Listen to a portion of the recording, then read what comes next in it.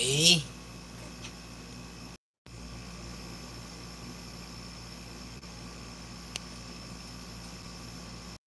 Alright, mapagpalang good morning sa atin lahat mga kababayan. Eto nga po, matinding napahiya itong mga kritiko ni PBBM, lalo-lalo na itong mga DDS na kung saan sa mga nagsasabing papugi lang daw di umano itong 20 pesos na bigas mga kababayan na kung saan, no? Umabot na po ito sa iba't ibang probinsya.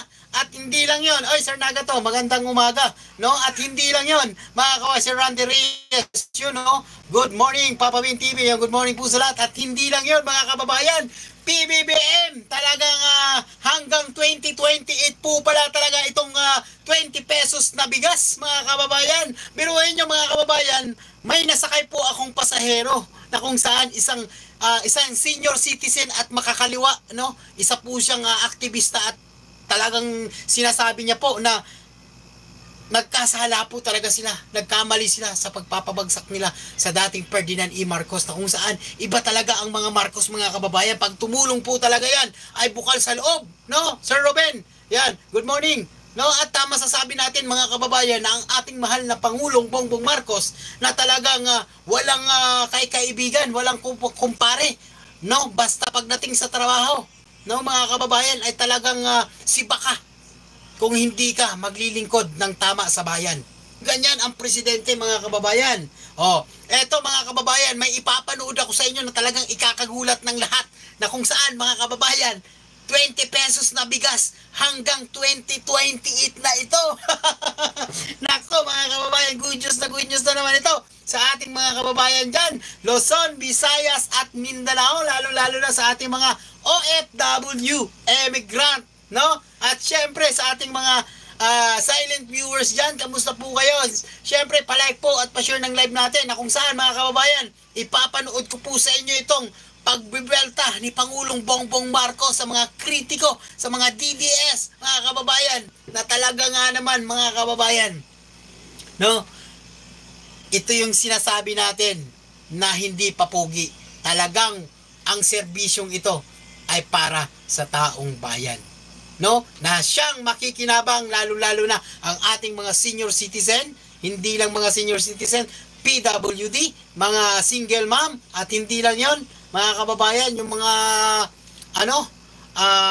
nagtatrabaho ng minimum, mga kababayan, ay talagang makakakuha. Pero may mga lang yan, mga kababayan, na kung saan baka mamaya bumili ang mga dyan, kritiko, no? Oh, sinasabi natin, mga kababayan, na tuloy-tuloy po itong programa ng ating Pangulong Bongbong Marcos. Eto na, pakinggan na natin bago ang lahat. Inibelta ka ni Pangulong Bongbong Marcos ang mga kritikong nagsasabing papogi lamang ang 20 pesos kada kilong bigas ng gobyerno. Git niya, panoorin na lamang siya at saka sila mag-usap sa 2028. Nakatutok si Ivan Mayrina. Panoorin na lang siya at saka tayo mag-usap sa 2028. Yun ang giit ni Pangulong Bongbong Marcos, mga kababayan. Yan ang sinasabi natin. Pahiya kayo ngayon. Pahiya ang mga didiles at mga kritiko ng ating mahal na Pangulong Bongbong Marcos na kung saan, di ba, binabatikos nyo ang Pangulong Bongbong Marcos. Oh, di ba?